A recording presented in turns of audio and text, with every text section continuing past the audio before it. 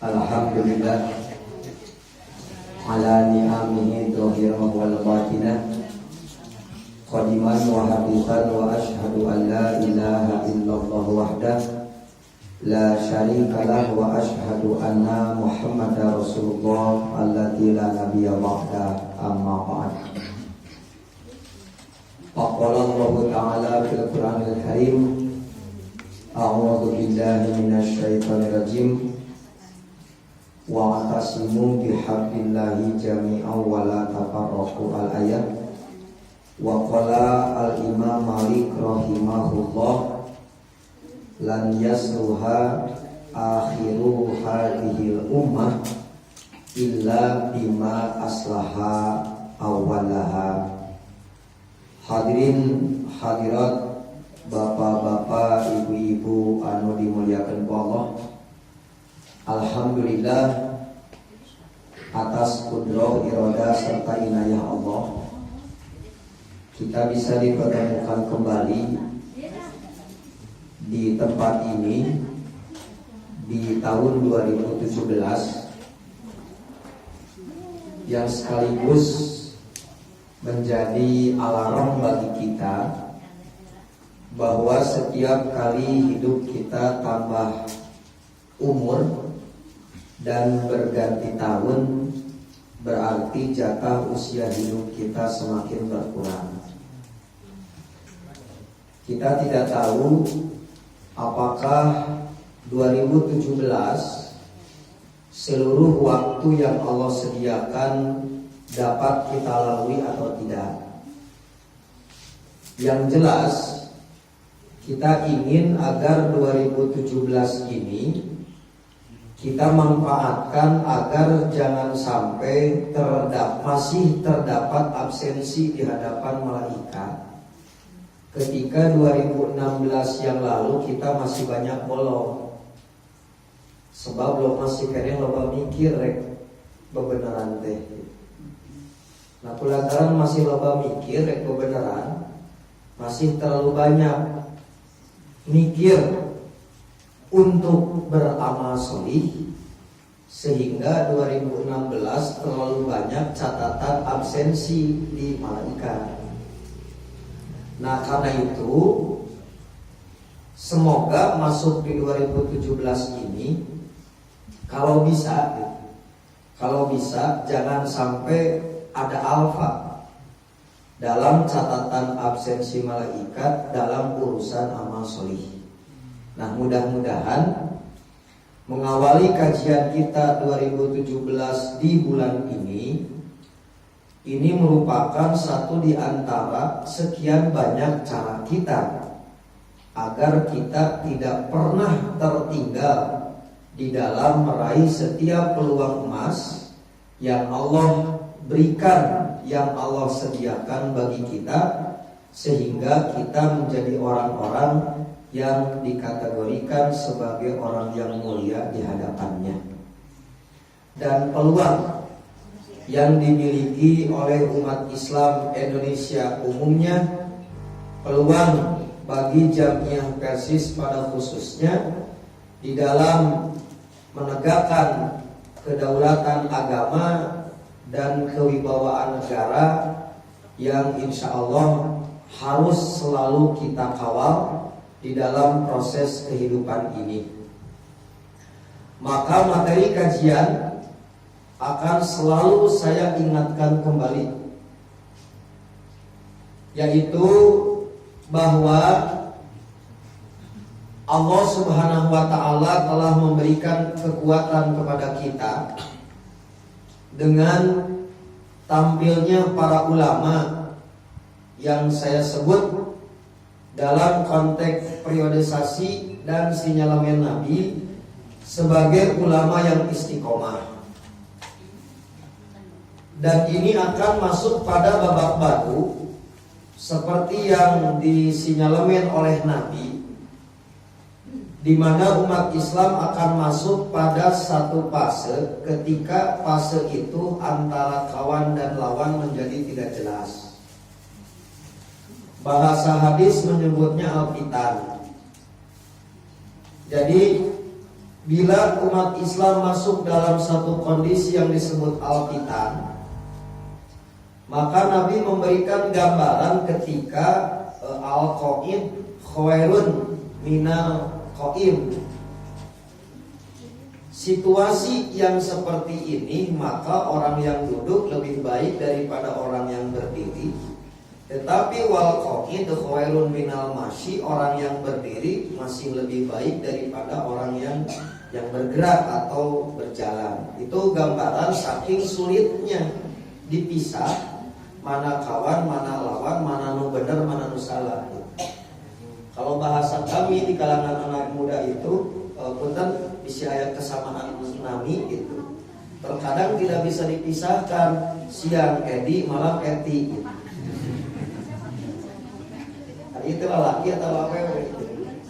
Nah, itu satu kondisi yang akan dihadapi oleh umat Islam. Nah, karena itulah maka saya perlu mengingatkan kembali dari ari ngaos jeung simkuring mah Bapak Ibu moal aya dalil nu aneh. Nah, kapan ayat Quran mah ngan 30 juz. Jadi moal aya ayat nu aneh, moal aya ayat dina juz 3 hiji gitu. Nah, tetapi yang perlu justru untuk selalu kita evaluasi adalah bagaimana penyikapan kita terhadap setiap petunjuk. Kalau dalam bahasa ulama mah sanes Allah nu teu nyebrotkeun cahaya. Bukan Allah yang tidak banyak menyampaikan petunjuk, tapi ada pola pikir dan pola hati kita yang salah di dalam menerima setiap petunjuk itu. Sehingga bagaimanapun banyaknya petunjuk ternyata tidak pernah mencerahkan kita. Lamun sepuh mah kapungkur ngabanding nanti siga cempor, damar, aya song-songna gitu kan. Nah, jadi sakapeung mah lain si cahaya damar anu henteu nyebrot. Nah, mehong si belingna. Kulantaran mehong belingna sanajan nyebrot cahaya sakitu loba, poe we ruangan teh bukan tidak ada cahaya damar yang demikian terang benderang. Nah, maka tugas kita di dalam konteks mengaji Islam itu harus selalu rajin untuk mersihan tasongsong. Naon simkuring sabarat kali ngemutan bisi aya sekat. Hari Quran mah dibaca gitu. Quran mah digali. Ngan hate anger minding aya pinding antara diri jeung cahaya mata tetembus. Hate hayang bersih, pola pikir masih keneh wae loba ngatur gitu. Jadi agama diatur ku urang. Agama dipilih cocok jeung teu cocokna asup pikiran urang. Itu lir ibarat tadi cempor damar sanes cahaya nu teu nyebrot. Tapi masih ada gap antara kita dengan petunjuk walaupun mushaf Quran mah deukeut. Nah, inilah kunci yang menyebabkan kita akan terpuruk. Nah, karena itu maka kunci kebangkitan umat Islam di dalam ayat yang saya katakan tadi urang tos akrob. You know akrob bu? Akrob di bahasa Arab itu. Sim tabdil bahasa orang pesantren mah. Jadi akrab teh bahasa Arab tina qorub. Akrob. Jadi we bahasa Indonesia akrab. Quran mengingatkan yen syarat kebangkitan umat Islam itu kan dua. Satu, iktisom bihabrillah. Jadi bahasa Prancis namanya kaldeleg. You know punya kaldeleg. Udah maraina mau apalan deleg. Mahwa deleg. What is deleg? Mengerti ya? Jadi berpegangnya bukan berpegang sekadar nyekal. Itu tetapi benar-benar kita menyebutnya konsisten, konsekuen dengan setiap ketentuan agama, maka itu adalah syarat kebangkitan yang pertama. Jadi andai kata umat Islam meyakini kebenaran Islam tetapi masih meraih beragam konsep, beragam resep, dan beragam motivasi dari yang lahir, sampai kapanpun walaupun semangatnya tinggi tidak akan pernah menjadi sebuah kekuatan bangkit. Punten Bapak simkuring Ibu rada tali siga kieu. Ada orang diarajar Pak ilmu parenting. You know Bu, parenting itu menyangkut bagaimana kita mengelola keluarga. Ari dipakai konsep resep na teh lain tina Quran Sunnah, pedah keur tren nyokot we di batur bahasa urang naon gehgeran ku tren. Sebutkeun parenting Islami, sanajan di judulan Islami ari konsepna justru di barat-barat keneh mah tidak akan pernah melahirkan ayah ibu sebagai pendidik sejati. Nu puguh mah racun baru. Punten nya Pak Bu, siga kieu ibu bapak sudah tidak boleh mengatakan jangan kepada anak. Karena semakin banyak anak dikata jangan, maka anak tidak akan berkembang racun bunuh gitu. Sanajan diajarkan tina parenting Islami. Itu ciri bahwa iktisom bihablillah belum sepenuhnya. Naon masih keneh kabita ku simkuring nyebutna kemasan-kemasan lain. Nah, jadi pertama syarat iktisom bihablillah iktisom ini syarat pertama. Jadi mana mungkin kita bisa bangkit kalau resep konsep yang kita gunakan masih menggunakan konsep-resep musuh. Sidik resep musuh teh geus teu payu. Apa yang katakan mereka kemajuan justru kebobrokan gitu. Terus dipicen ka urang bahasa perang produksi mah apkiran. Nuku ibu dipicen dipulung lantaran asa keren. Dilalep, ditambul tanpa ada filter, pokoknya itu melahirkan generasi nu siga Islami padahal mah anggar ngarusak Islam. Nah itu syarat yang pertama. Berarti ini berhubungan dengan masalah sikap umat Islam terhadap agama. Jadi rek dihormat kumaha agama Islam lamun umat Islam nasorangan teu ngahormat kana ajaran. Jangan berharap kemajuan itu terjadi. Nah, anggap saja yang ini saya sebut dengan kesolehan personal. Setiap orang harus punya prinsip seperti ini. Nah, ketika saleh personal sudah terwujud, ternyata kebangkitan tetap tidak bisa. Maka Quran mengisyaratkan pilar kedua, apa? Wala tafarraqu. Jadi kebangkitan ini bisa tercipta apabila personalnya punya komitmen, konsisten, tetapi ternyata ada syarat yang kedua, harus ada kesolehan secara sosial, yaitu adanya tafarraqu, kesatuan dan persatuan antar personal. Jadi lamun ayeuna soleh sorangan tanpa persatuan tetap tidak akan jadi kekuatan. Nah, dalam konteks inilah satu Nabi menyebut bahwa dua lebih baik daripada satu. Tiga lebih baik daripada dua. Sebab ajad moal ngarekep muslim nu lobaan, maka ajad bakal ngarekep muslim nu nyorana.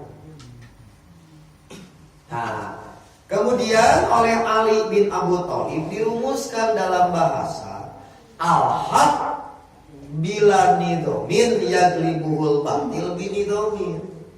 Sebuah kebenaran bagaimanapun hebatnya, bila nidomin tanpa sistem, tanpa terkelola, tanpa terstruktur, bisa dikalahkan dengan kebatilan yang bersistem dan berstruktur.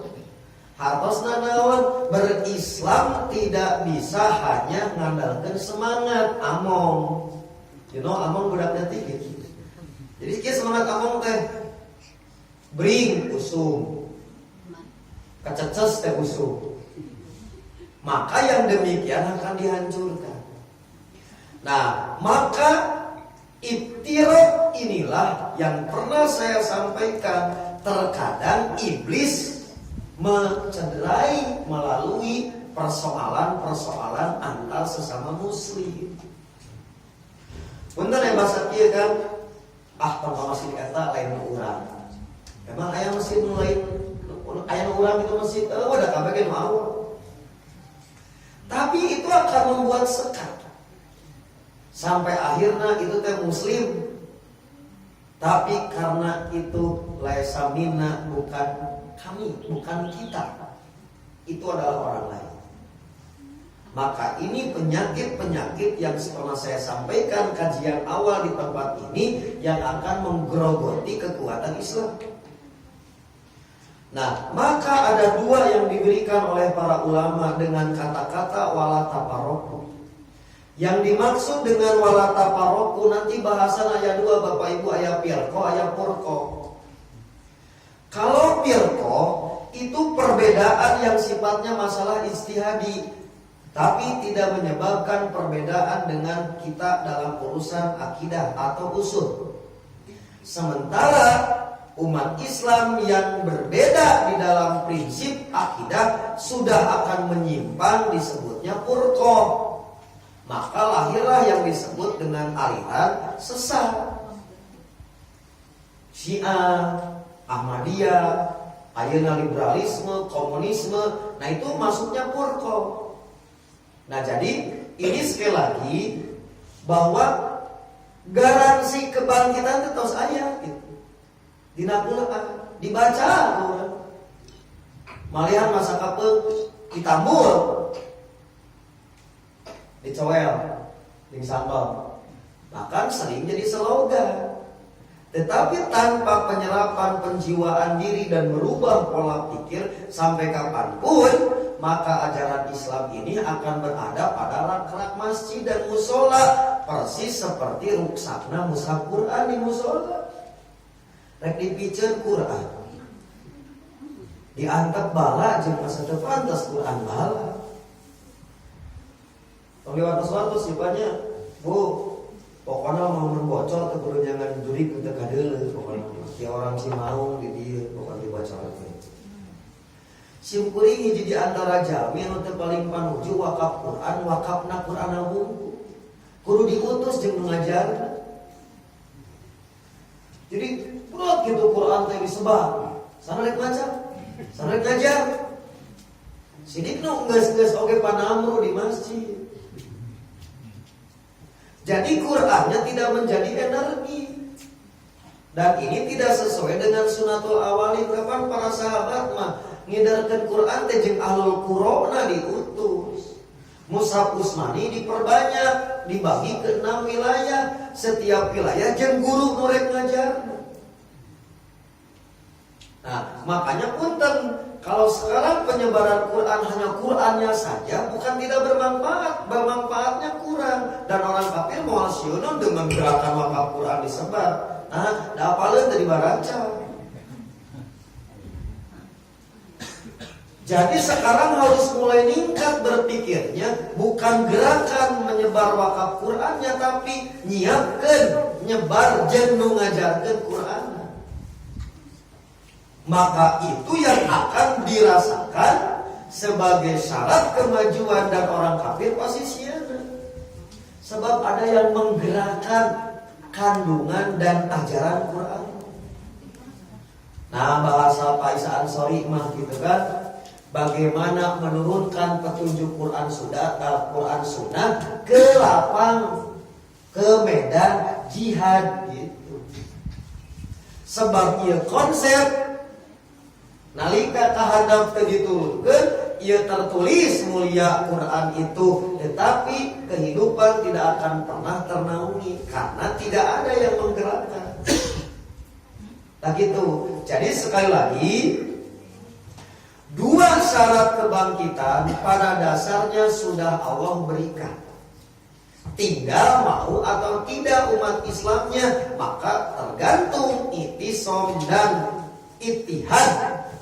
Persatuan dan kesatuan ini baru akan terwujud. Nah, maka dari ayat inilah para ulama membuat satu rumusan baku yang disebut dengan doktrin. Antara lain diwakili oleh Imam Malik. La yasluha akhiru hadhil ummah.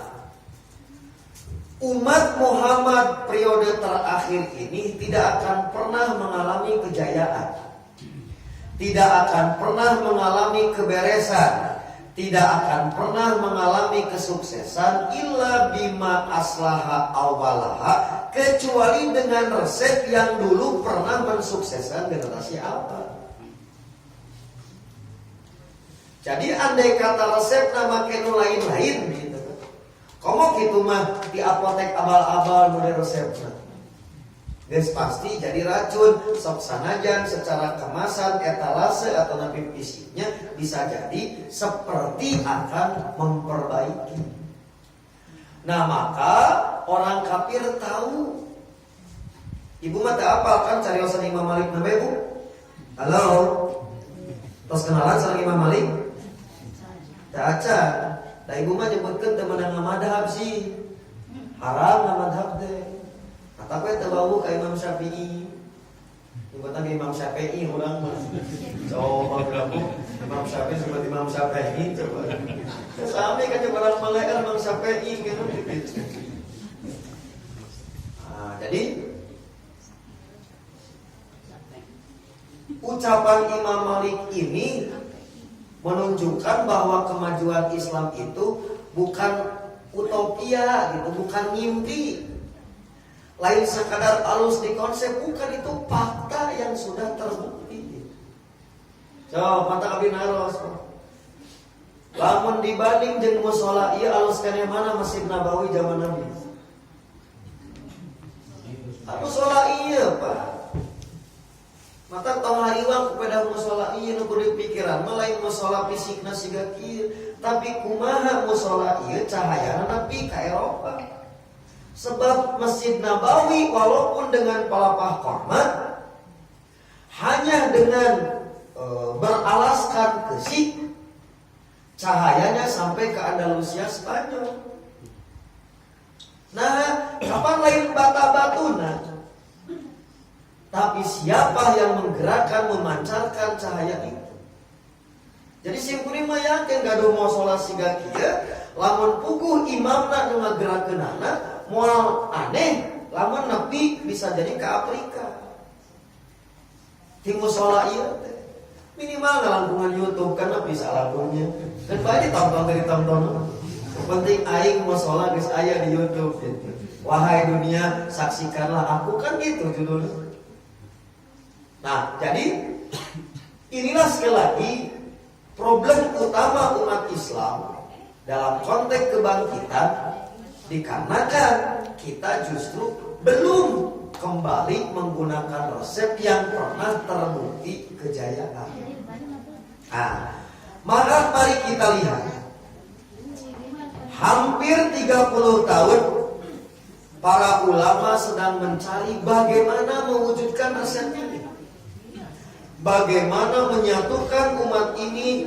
Sejak dulu dibuatlah beragam forum.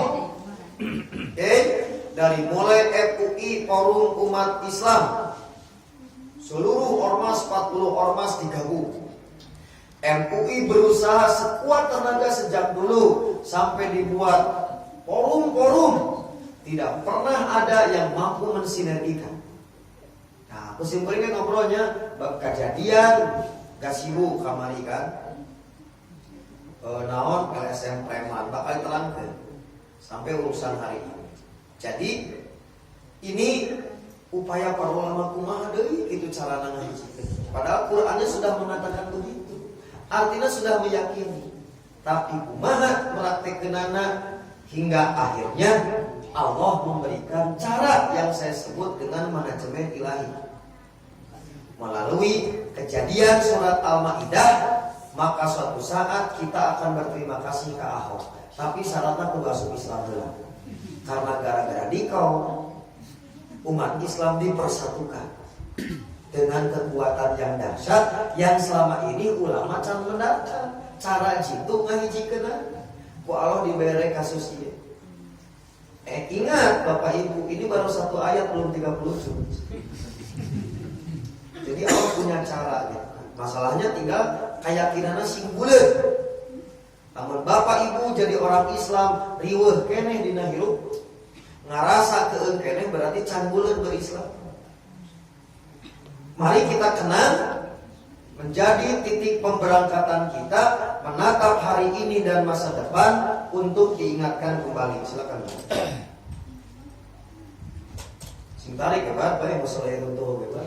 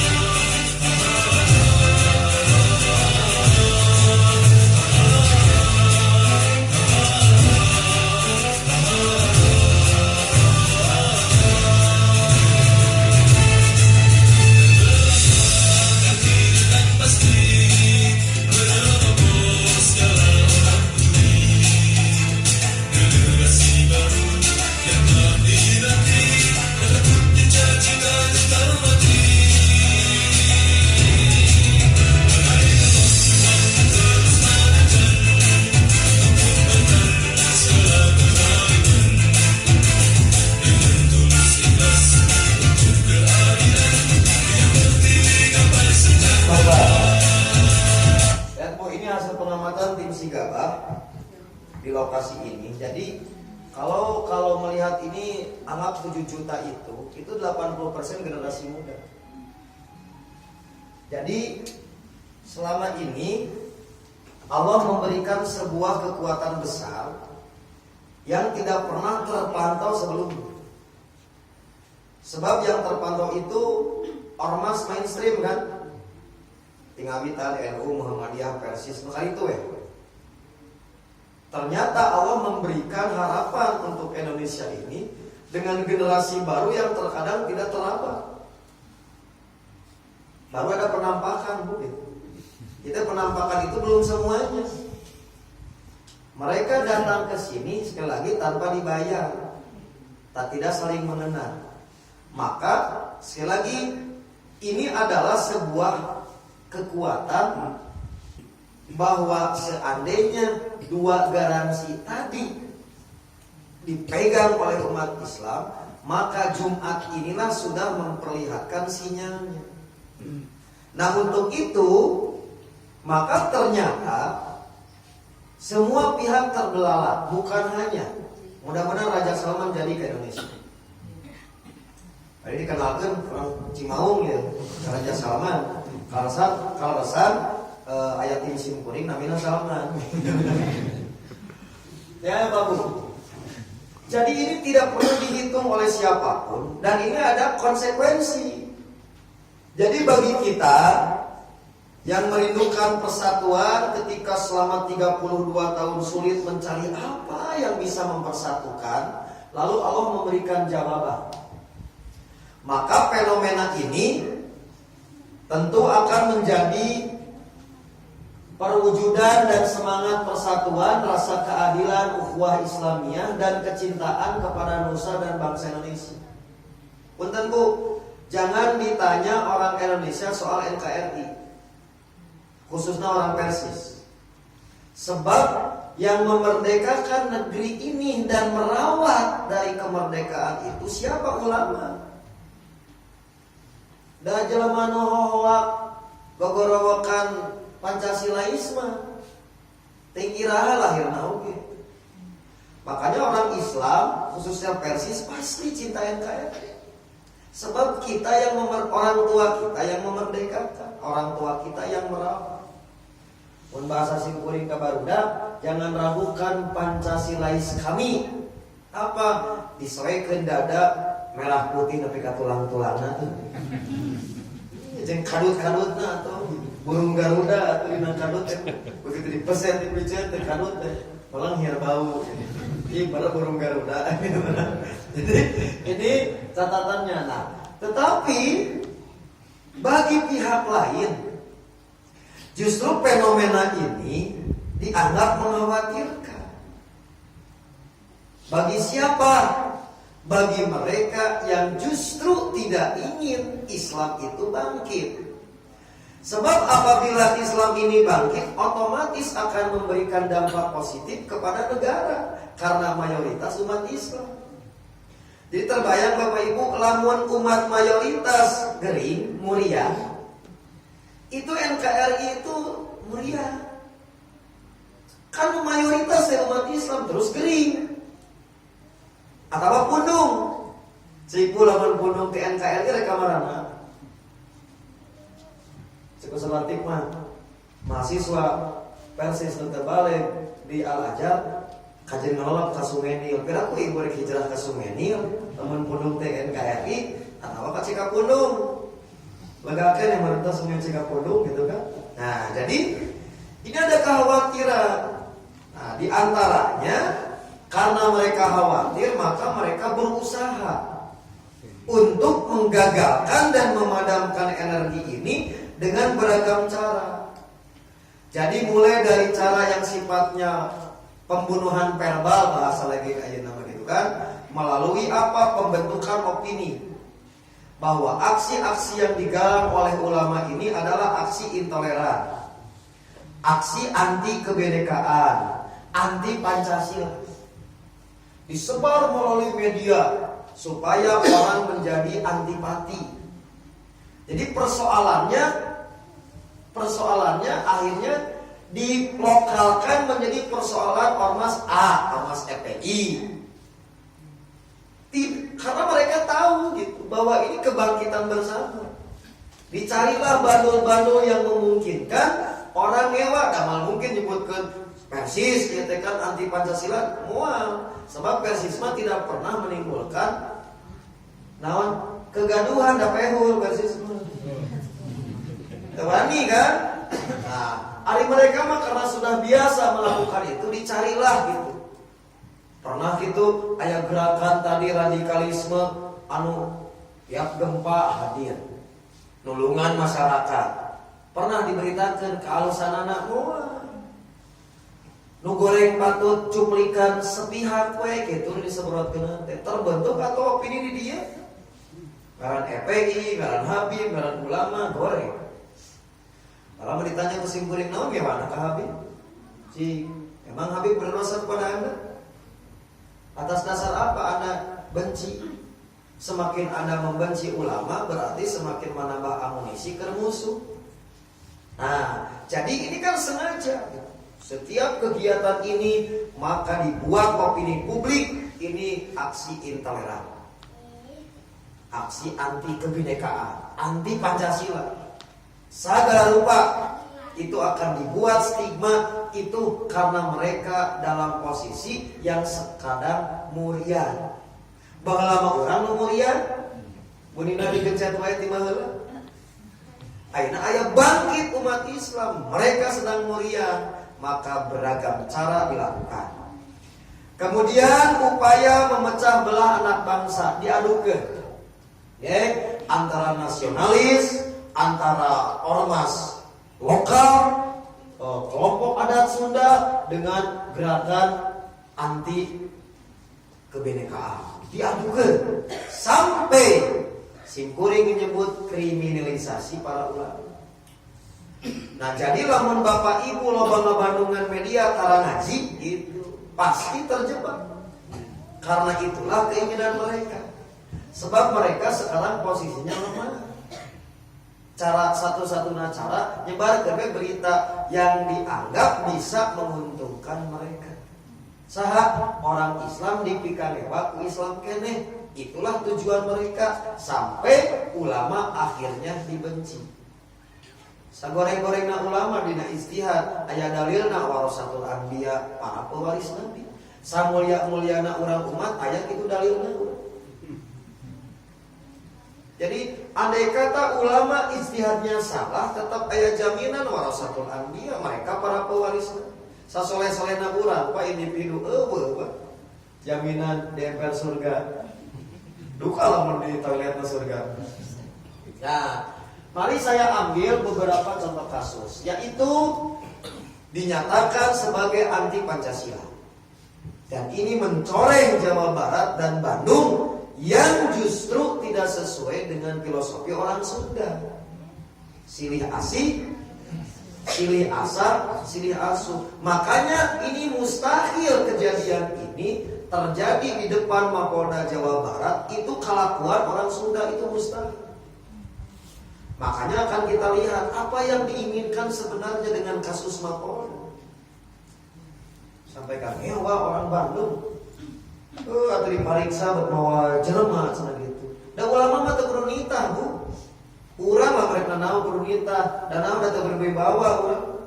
Ulama mah teu kudu dipiribit. Jadi bemper muridna. Nah, daripada ulama nu maot mending kami nu pae, ulama memang bisa melahirkan mujahid banyak, ari pribadi mah can tangtung melahirkan mujahid lain. Nah, khawatir, Pak.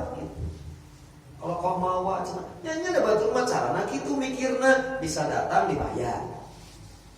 Nah, ini mengakui tapi RR gitu, hayang jadi tidak mau mengakui.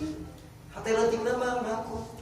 Oke, mari ambil cuplikan tim Siyugaba meliput di Mapolda sebagai cikal bakal ada aksi premanisme yang mencoreng Jawa Barat dan Kota Bandung.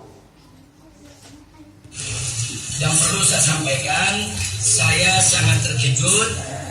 Ternyata melalui pemeriksaan tersebut yang dipersoalkan adalah tesis ilmiah S2 saya tentang Pancasila. Nah, kenapa saya katakan saya terkejut? Karena ini merupakan kriminalisasi tesis ilmiah dan itu berbahaya. Tesis ilmiah itu yang sudah diuji secara akademik dan dinyatakan lulus cum laude itu tidak boleh untuk dikriminalisasi. Nah, jadi begini, untuk lebih jelasnya supaya rekan-rekan wartawan ini tahu bahwa dalam tesis ilmiah saya untuk S2 di University Malaya yang berjudul Pengaruh Pancasila terhadap Penerapan Syariat Islam di Indonesia. Nah, itu di salah satu babnya berjudul tentang sejarah Pancasila. Nah, di situ saya melakukan kritik kepada kelompok-kelompok yang mengatakan Pancasila itu lahir tanggal 1 Juni 1945. Saya memperkuat pendapat bahwa Pancasila sebagai konsensus nasional pada tanggal 22 Juni 1945. Tapi tidak kita pungkiri bahwa pada tanggal 1 Juni 1945 Insinyur Soekarno mengusulkan nama Pancasila sebagai dasar negara. Tapi ada hal yang perlu diingat, bahwa redaksi usulan yang diajukan oleh Bung Karno itu di dalam Pancasila yang disusun oleh Bung Karno, sila ketuhanan itu ada di sila terakhir, sila kelima. Dan ini ditolak oleh ulama yang ikut serta dalam sidang BPUPKI. Di sana ada Kiai Haji Wahid Hasyim Asy'ari, pimpinan NU. Ada Kiai Haji Abdul Qahar Mudakir, pimpinan Muhammadiyah. Ada Kiai Haji Agus Salim, pimpinan Sarekat Islam. Nah, mereka menolak usulan Bung Karno dalam soal redaksi rumusan Pancasila. Mereka menerima usulan Bung Karno soal nama Pancasila sebagai dasar negara, tapi para ulama meminta sila ketuhanan itu dinaikkan menjadi sila pertama. Nah, setelah melalui perdebatan, akhirnya Bung Karno setuju. Dan akhirnya Bung Karno sepakat dengan seluruh anggota BPUPKI pada sidang paripurnanya, sila ketuhanan itu menjadi sila yang pertama. Artinya apa di sini? Yang saya kritik adalah rumusan Pancasila yang diusulkan oleh Bung Karno. Saya tidak menghina Pancasila. Saya tidak mengkritik Pancasila yang sebagai. Coba gara tinggali masyarakat dengarti, kiri sebutkan anti Pancasila. Padahal mendiskusi dengan orang preman ngerti itu Pancasila, jangan ngerti. Ulama mah pasti paham Pancasila. Pancasila mah kan cuma 5 atau kurang lagi 30 juz ditabul bu kurang. Mata kan lieur aya jelema nu disebut anti Pancasila. Anjeunna mah katalan jeung sejarah-sejarahna. Urang macan apa disebut Pancasila lahir-lahir bu. Misalnya teh di bidan rina cenah ibu mah lahir Pancasila. Lalu disebut anti Pancasila kan ini upaya kan mengalihkan dari pokok yang sebenarnya gitu. Nah, sehingga ada sebuah kejadian yang luar biasa gitu. Tim Sigaba sejak awal di lapangan sampai akhir tidak boleh pulang sebelum kita menemukan pokok persoalan. Walaupun terjadi riak-riak, namun sejak pagi hingga selesai masa FPI dan Ormas Islam pulang meninggalkan Mapolda Jabar, suasana cukup kondusif. Kita berterima kasih kepada Polresta Tabes kan dengan jajaran Polsek, khususnya Polsek Gede Bage, yang sudah berusaha menjaga aman tertib. Tapi gitu, mereka sejak awal sudah merencanakan hayang kisruh.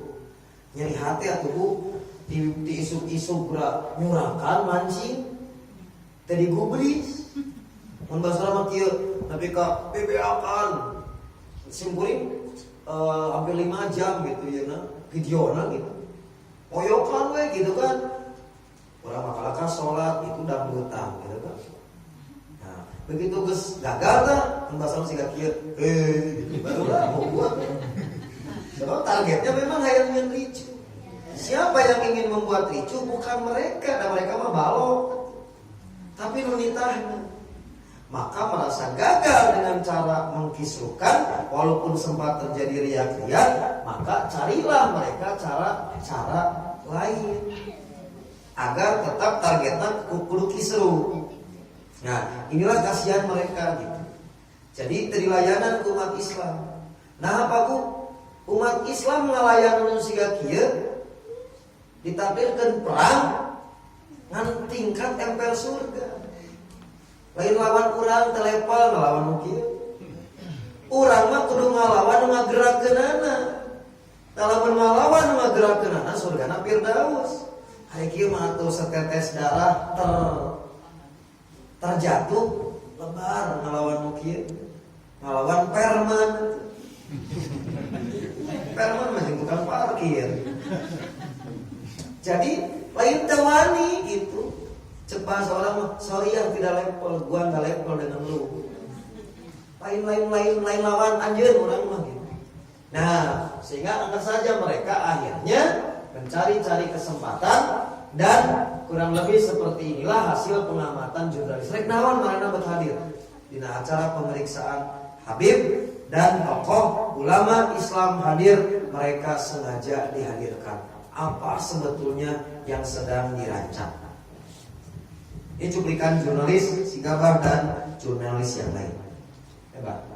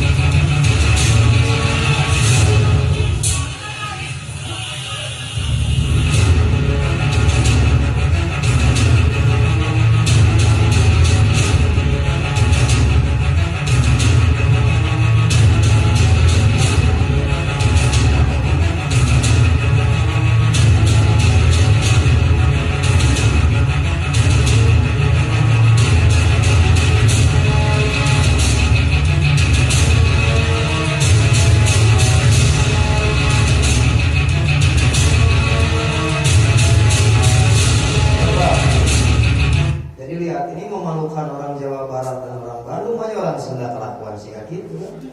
Nah jadi ini kan ada sebuah skenario besar yang sebetulnya apa yang ingin mereka ciptakan, terutama untuk Jawa Barat dan Bandung dalam persoalan ini. Nah ini tapi yang dihurungkan Pak Imam memperlihatkan saja karena waktunya nggak cukup. Nah tim Sigabah, jurnalis Sigabah berhasil mewawancara supir mobil yang tadi dipukul hancur. Gitu. Terlalu panjang kalau diputar. Dan juga tim Sigabah berhasil mewawancara yang patah tulang ini diwawancara gitu kan, yang di rumah makan Ampera dipukul. Nah tidak cukup puas dengan kejadian tanggal 12, jadi gagal maning. Umat Islam tengah pancing gitu, maunya tuh ribut. Kalau ribut kita masuk jebakan Batman mereka. Kayak namun orang memang asup. Nah kita kan atau orang sapu yang ngaji Quran nggak pakai skenario siga gitu atau dah detik teh gitu bu. Pertama strategi TK. Jadi namun aman orang ngalawan orang salah. Nah para orang mah jelema bener. Itu mah kelalieu marabo kan gitu. Nah tapi permasalahannya kita tahu bahwa mereka ini adalah orang-orang yang sengaja digerakkan. Kedulur orang GMBI. Masalahnya siapa yang menggerakkan dan kenapa mau digerakkan? Nah itu bahayana kalau orang sampai ke Jawa Barat tercoreng. Aing ngaku orang Sunda kan? Mana orang Sunda kieu patut. Nah maka inilah catatan yang perlu saya sampaikan. Ternyata mereka tidak puas. Aing teh ngelawan cenah umat Islam teh gitu kan. Aing sekalian membeskeun. Ya akhirnya diadakanlah acara menyampaikan petisi pembubaran tanggal 17. Jadi segitu mesti dihabuk, disiksa, udah diprotes di demo minta dibubarkan. Ya Pak. Pemirsa, masa Gerakan Masyarakat Bawah Indonesia GMBI beberapa saat lalu mendatangi gedung DPRD Jawa Barat untuk menyerahkan petisi pasca bentrok dengan massa pendukung Rizik Syihab di depan Mapolda Jawa Barat. Dalam petisi tersebut, salah satunya GMBI mendesak pemerintah agar membubarkan ormas yang dinilainya intoleran. Jawa Barat tidak ada yang namanya intoleransi. Kita anti intoleransi, anti terhadap Pancasila, perpecahan. Coba gerak tinggal lucu tuh. Karena nyebutkan anti intoleran, kelakuan lu tadi. Itu saya karena saya supikir. Nah, jadi tapi saya tahu gitu kan. Nah makanya kita tidak mau terjebak upaya adu domba.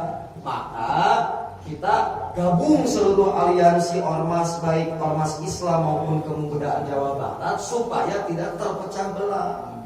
Oke, jadi kita melakukan gerilya Pak. Seluruh ormas, rek ormas agama, rek ormas tadi, ormas liar wae gitu. Semuanya kita lobby jangan mau diadu domba. Sebab yang rugi kita kurang kene, mereka nama ngahewat sila ipis. Jadi Anda dibawakan. Lamun Anda benar murni kikeun karena anjeun melakukan seperti ini, umat Islam mau mundur. Nah, kapan para mujahid mah asalna teges di jurang neraka. Disadarkan sedang menuju surga.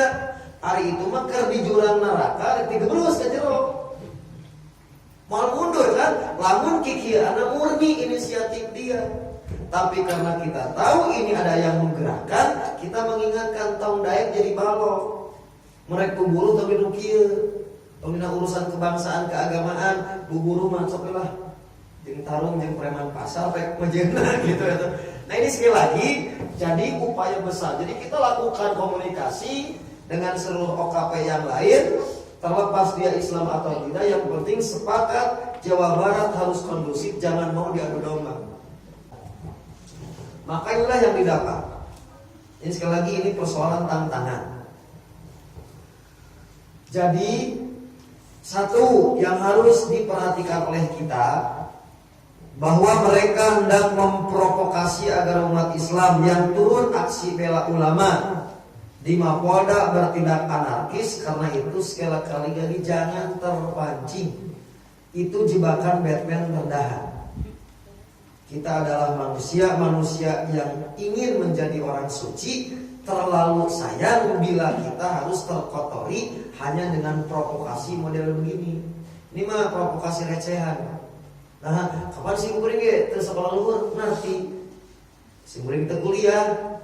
Nah, dan nuturkeun Quran Sunnah si kumaha kata Pak, ari Quran Sunnah. Da moal bisa ditipu keterangan Quran Sunnah.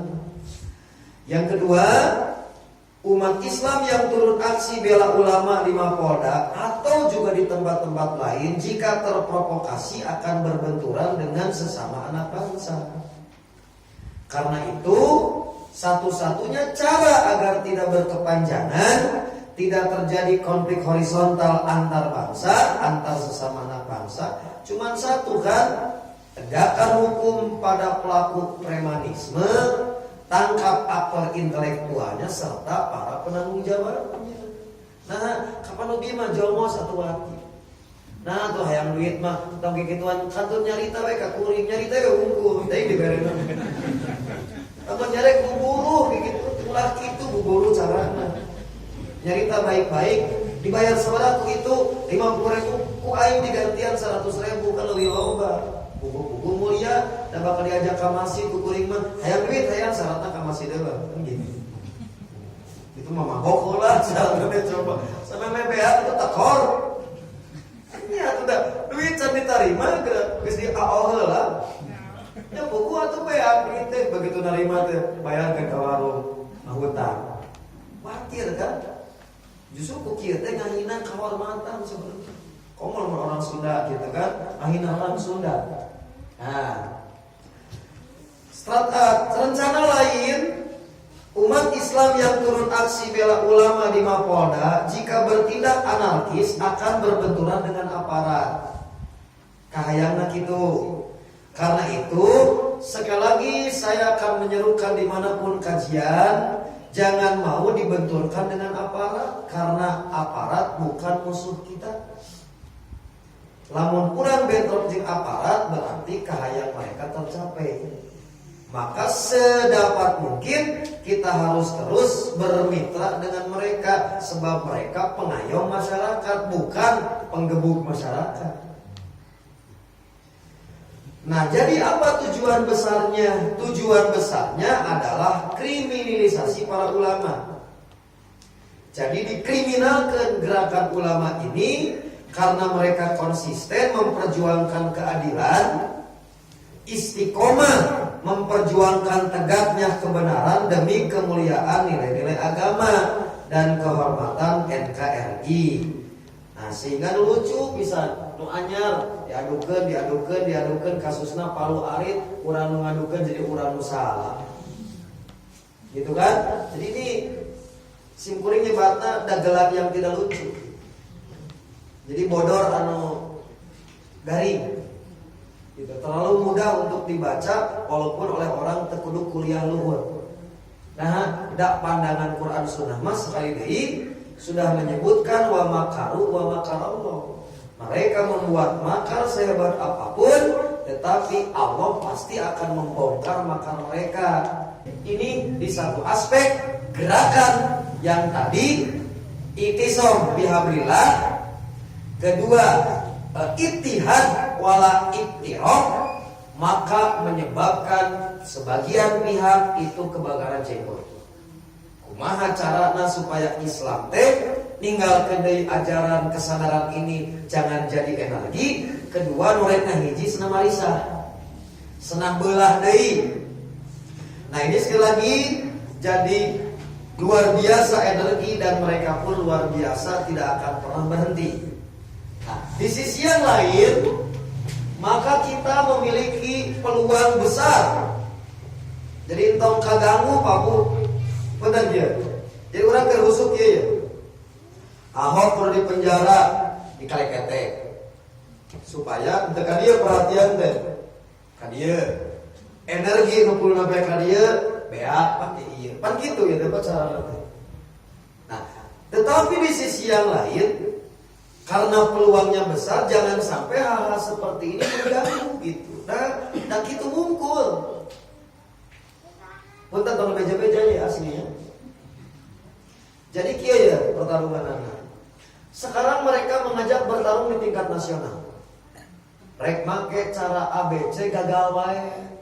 Cing cobaan we anu dibagi ke daerah. Masalahna teh Pak alungkeun ka Kalimantan. Ulama rek datang Kalimantan dicegah. Atas nama masyarakat Kalimantan. Padahal cuma seketul sebutkeun masyarakat. Jadi sengaja persoalan nasional untuk membendung bangkitna Islam mereka gagal. Dicoba sekarang dilempar ke daerah. Makanya para tokoh Jawa Barat sadar ini mengalungkan persoalan nasional yang tidak selesai dialungkan ke daerah. Walau dialungkan deui ke pusat. Jadi ngajakan didistribusi. Tah pek sia Kalimantan Lombok gitu kan. Jadi sesugana mencari celah ngahindar karena kalah terus strategina ku ulama. Alungkeun ka Jawa Barat Allah teh balikeun deui we. Nah, menghadirkan demo yang lebih besar lagi, kemungkinan tim simpulnya keur dijalankeun ayeuna ti kamari can uih mengawal aksi bela ulama karena ternyata akan semakin besar kembali. Mumpung derekan, selamat kembali kepada Pak Tito, kabar terus bisa ngarenghap ka? Setelah bolana ke kehakiman, kan biasa ngarenghap ayeuna teh. Nyawayahna we ajeuna ini sibuk deui. Nah, kapan Kapolda Jabar jeung Matra Jayana diACC ku anjeunna? Tidak akan saya copot. Kapolda bahkan diberi penghargaan nyawayahna we. Pak Tito kembali dimungkinkan akan tidak bisa tidur lagi sekarang. Karunya ribet harayan jadi jawab. Tersapa itu gerak. Di Kapolri sebenarnya promosikan ke Pak Tito Pak terus istirahat Pak capek lah. Nah iya getos kurang Cimaung. Koko. Ya, jadi itu satu peluang. Nah, yang jangan terganggu dengan pancingan-pancingan mereka itu, sebab energi ini terlalu besar. Sayang kalau kita abaikan, sayang kalau tidak kita rawat, sayang apabila tidak kita kawal. Nah, satu di antaranya peluang yang terbesar adalah kebangkitan ekonomi yang luar biasa. Mana saya sebutkan? Pertama, 212 menjadi tren. Sampai di mana-mana warung nasi 212. Simpuring Merdeka Tasik, jalur Limbangan sepanjang Garut sabaraha warung nu make 212. Nya sampai bab air isi ulang 212. Itu luar biasa energi. So, lamun Bapak hayang ngenalkeun merek nepi ka pikabitaeun kudu bayar sabaraha? Ari ulama ngimpi naon yang 212? Wiro sableng kan? Nya wiro sableng kan itu. Apa geni gitu kan? Nepi ka sadaya merasa memiliki energi 212. Sok lebatkeun ka TV Bapak hayang terkenal. Musola ieu. Oh, musola 212. Sabaraha bayarna per 30 detik 50 juta ka TV. Bisa kabayar bisa kan isuk tutup mulai pengajian. Hayang payung bisa Pak. Iklan ke TV jor-joran kan keur buka warungna eueuh gitu. Lantaran beak dengan modal iklan gitu. Itu BPK Allah diciptakan siga kieu tanpa sekali lagi lain menang musyawarah 212 tapi kemudian menjadi energi. Jadi sekali lagi entong kaganggunya kudu kali itu tah eta teh hayang nama kitu urang teh pokok dalam merawat potensi ini. Da kaganggu gitu. Nah sehingga dalam rangka optimalisasi potensi ekonomi sekaligus sinkronisasi dan penertiban, maka GNPF MUI merasa perlu mengambil beberapa langkah. Dan inilah langkah-langkah besar. Jadi ada 8 untuk merawat energi kebangkitan umat Islam, termasuk kebangkitan di bidang ekonomi. 8 langkah, tidak mungkin saya terangkan satu persatu malam ini. Satu di antara dari 8 langkah yang diambil oleh para ulama, yaitu mendirikan DES 212 DES itu Dewan Ekonomi Syariah 212 yang diamanati oleh para ulama untuk merangkul dan menampung berbagai aspirasi dan kontribusi umat Islam dalam bidang usaha apapun melalui pendirian Koperasi Syariah 212 disingkat KS 212. Maka target harus terkumpul dalam masa 5 sampai 10 tahun itu 212 triliun. Yang akan bergerak urusan pabrikasi dan lain sebagainya, nu semuanya milik umat Islam. Oke, jadi inilah yang dicita-citakan hasil dari gerakan 212, kesadaran umat Islam. Jadi umat Islam entong sekedar penikmat produk. Umat Islam entong sekedar kader milu dagang pengecer. Ya. Bapak Ibu hari di Indonesia sekarang jumlah umat Islam itu 150 juta. Kumaha lamun saum bersama kejajan di Alfa. Sapoe. Tasga kitu. Jadi potensi umat Islam ini yang besar. Ku Allah can dibangkitkeun kesadaran aya kejadian. Mata macam-macam ke umat Islam. Lamun umat Islam saum teu balanja, sapoe hancur pabrik mereka kan. Marukan kumaha yang disariwatikeun. Kan gitu umat Islam. Mata entong cek bahasa sepuh mah entong sok mancing mau depan yang muda. Cacakan mulia wae sari roti bangkrut luar biasa. Cacakan karek mulia lain.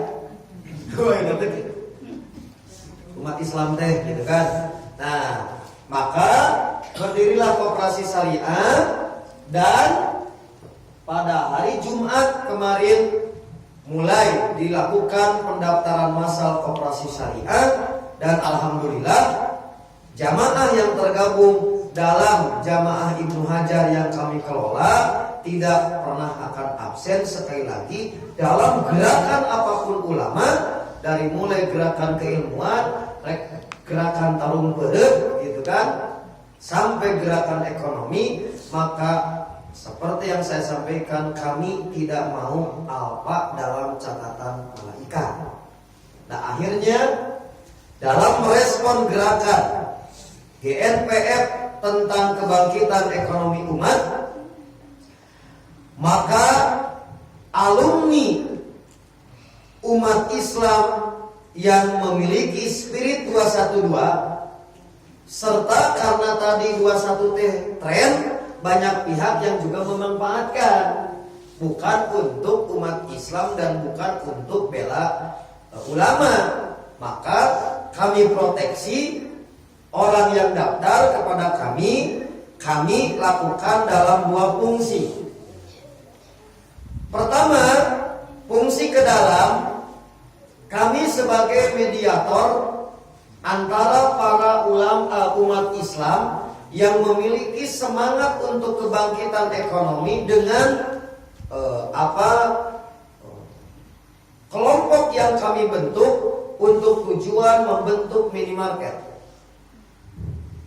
Jadi kami tidak akan memanfaatkan momen ini, anugerah ini, kami serius akan mendirikan usaha minimarket. Minimarketnya milik bersama umat Islam, tidak boleh milik perorangan.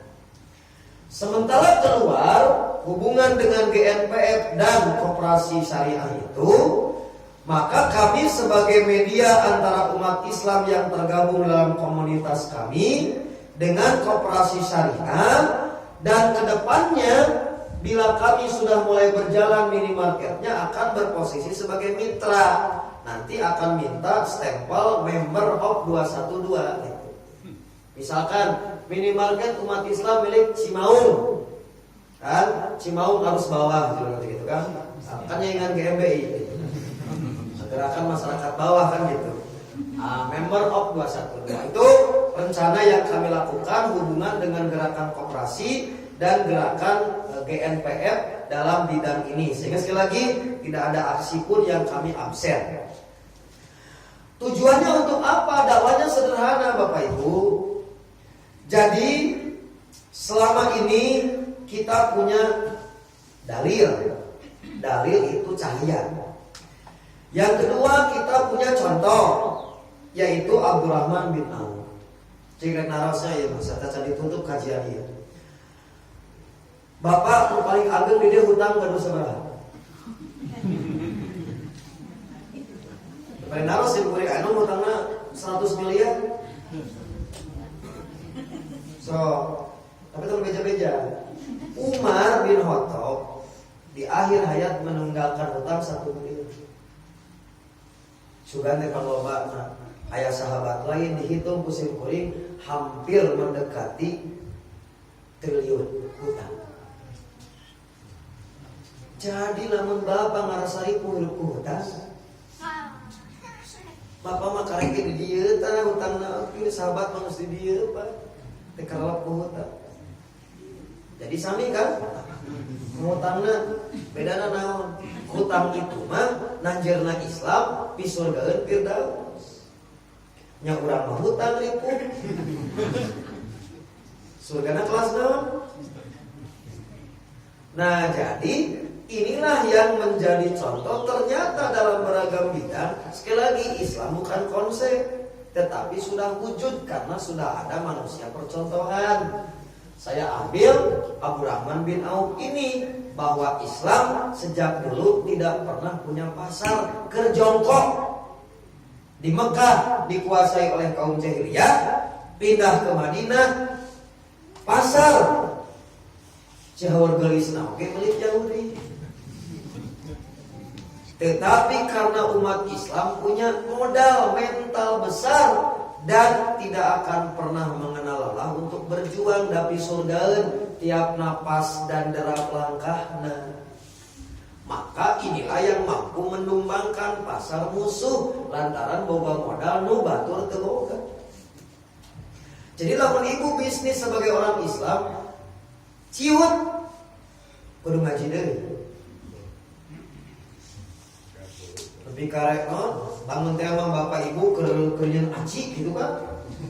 Wah, ti isu-isu lagi semangat nah, da ku malaikat di Bandung kan cik si babar kenalan cek malaikat ya kan. Jadi ditulis kan sebagai pahala. Jadi payu teh payu dagangan teh ti imah keneh. Dana wae tuna rek ibadah kikieuan. Komo kitu mah nu asalna mikirna jangka imah, ayeuna mah geus ningkat jangka Islam. Mata lamun bapak ayeuna teu sejahtera wae hirup, lantaran hirupna loba ke jangka imah wae. Sok ganti geura polana jangka Islam imah kabawaan. Sok sanajan hutangna gede. Bae dibikeun we, dijabal ku debt kolektor mah. Gimana? Yang penting kegantian kapling di surga. Ieu mah nya geus kahujanan di dieu. Di surga teh dibere kapling ku Allah gitu. Nah, jadi ini yang menjadi kekuatan besar. Nah, mereka mah teu boga kekuatan itu. Mereka mengandalkan kekuatan duit. Urang mah punya kekuatan umat. Makanya umat sadar, mereka akan goncang. Teu kudu saum, sadar we umat Islam. Ini menjadi catatan. Karena itulah, maka dalam mencapai ini, sekali lagi, tidak ada satupun program yang kami kelola yang coba-coba. Maka kami akan bergerak secara serius untuk melindungi masyarakat kecil.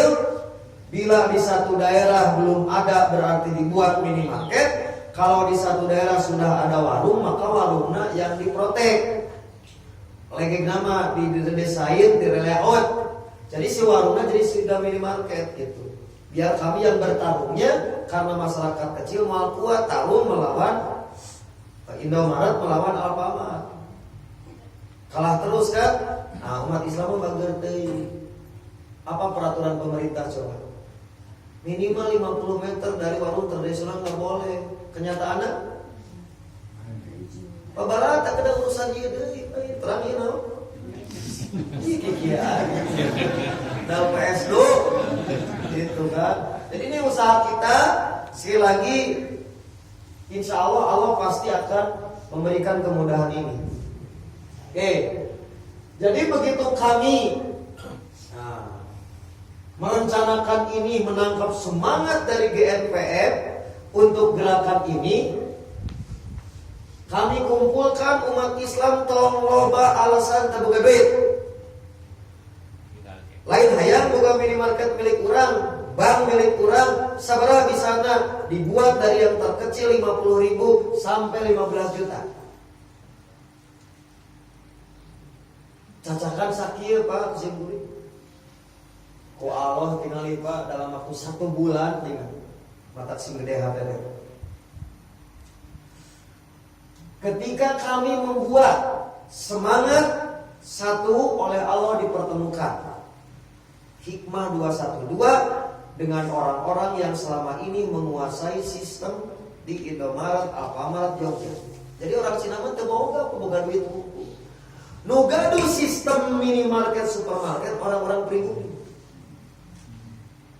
Mereka sejak lama ingin keluar, ngan bingung tadi teh kan lamun keluar dapur kumaha. Tapi hate geus teu merean da ngabeungharkeun wae si Asim jeung Asep. Maka mereka begitu dipertemukan dengan 212 simkuring gaduh gerakan ini, semua mereka akan keluar. Makanya simkuring wantun teh ku Allah dibere. Jalmi nu salami ieu menguasai urusan retail kieu. Kade Pak, orang pribumi nu jagoan nu kieu teh manehna mah boga duit. Jadi urang mah teu boga duit, boga umat. Nah masalahna kumaha ngahijikeun umat ieu kan? Ku Allah Pak, hiji simkuring bere jalmi tah.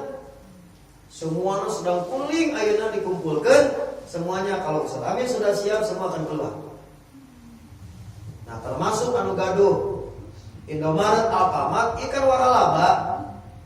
Berarti diajak pegawai-pegawai Alfa jeung Indomaret ditarik pindah supaya tetap tidak terjadi pengangguran. Bahkan ini akan kita gelorakan. Tapi contohnya apa? Dalam 1 bulan diberi SDM ku Allah tinggali. Kuring di pasihan kepercayaan ku umat dalam 1 bulan sudah disanggupi timimiti 50.000 perak. Sampai di luar dugaan 15 juta, sekarang sudah siap dengan angka 457 juta. Geus aya kersa minimarket teh. Baik jeung teu warau. Jelemana panggih ge acan. Berbeja-beja ya. Asli rahasia perusahaan. Si Aseng apaleun ditengkas deui simkuring cenah. Pak ieu simkuring ceurik. Jadi pertama kebanyakan orang-orang ini saya tidak pernah bertemu. Oke? Urusan mempercayakan uang tidak mudah, sensitif. Ini keajaiban. Keajaiban kedua apa? Ternyata saat saya batasi 15 juta, ada orang yang protes. Ustaz ke Islam piraku dibatasi. Abi tongkang halangan hayang jihad ke Islam kenapa dibatasi? Saya sengaja membatasi jangan sampai ada rasa kecil hati bagi mereka yang tidak bisa besar. Tetapi nu teu bisa katahan kekeh wae hayang ka surga Firdaus teh. Da teu nyangka teu can pendat jeung simkuring anjeunna sampai 50 juta. Kesiapan untuk ikut serta sekali deui padahal can pernah pendat. Nah, itu keajaiban. Batam menelpon. Ugus lagi lah ke Batam. Kami akan kumpulkan seluruh DKM Sabatam sebab selama ini mereka sudah muatkan daya alternatif. Semua DKM di sini sudah beberapa kali mengadakan rapat, tapi Allah masihan cara. Maka dengan ini, yuk Ustaz ke Batam, maka kita undang seluruh DKM. 2 Kalimantan. Tan masih 50 juta itu orang Kalimantan. Nu siap 50 juta can pendak. Kemudian Cilacap, kemudian Semarang. Simkuring tingali nya simkuring atau Allah memberi keajaiban nya simkuring leuwas. Teu nyangka jeung berat amanat umat. Nah karena itulah maka malam hari ini pertama saya pasti mohon doa dari para pasukan doa. Dan anu doana lagi tisakaru. Karena ini adalah kekuatan utama. Bapak tinggal. Jadi yang akan kita hadapi mereka yang selama ini dikayakan ke umat Islam. Berapa Pak? Per tahun itu bisa 15 triliun. Mereka meraup keuntungan di umat Islam. Siapa? Nu jajana urang. Lalu lamun balik deui ka urang keuntungan minimal zakat. Semua zakat hanya ibu. Nah, musola ieu nosongkeun kalau boga apa zakat lah gitu. Semua eta aya di ditunan tara zakat tara kafir. Nah, balik deui teh aya nu mah ngaruksa. Nah, jadi sekali lagi ku Allah dibuktikan dalam 1 bulan dipenakeun jeung jalmi teu warawu siap ngabantu ahli, nu kadua dalam sekian waktu mereka sudah menyatakan sanggup. Jadi nembe aya keur sa minimarket teh. Simkuring targetna 1 miliar. Akan dibuat percontohan dan hari tanggal 1 kami akan berkumpul ngasakeun sistem sampai ngatur waktu di mana tempat yang akan pertama minimarket percontohan milik bersama umat Islam dan akan grand launching yang sedang kami rencanakan. Nyatu minimal mah tetiasa di Gelora Bung Karno oge gitu kan. Nah, tapi itulah di Masjid Trans Studio. Kusim kuring pasti sadaya masyarakat bakal diulem kanggo grand launching untuk buka perdana minimarket milik umat percontohan simkuring hayong akhir Maret akan diwujudkan. Dan ini semua dengan kekuatan Allah dan kepercayaan umat, tidak ada yang mustahil. Itulah spirit 212. Nah demikian materi singkat yang bisa disampaikan. Sekali lagi kita rawat semangat ini. Saya yakin musola ini yang pernah melahirkan nilai kebaikan dengan lahirnya para tokoh tidak akan pernah mati saat kita sambung kembali perjuangan dengan generasi yang sekarang. Yang kedua, kita jangan terkecoh dengan beragam cara untuk menciutkan semangat, mengganggu dengan beragam kegiatan yang sifatnya agar kita berhenti. Yang ketiga, kami mohon doa, mudah-mudahan kepercayaan umat yang demikian besar mampu kami rawat dan kami diberi kekuatan oleh Allah untuk memulai mempelopori gerakan ini sebagai wujud dari kebangkitan umat Islam khususnya di dalam urusan al-badanu.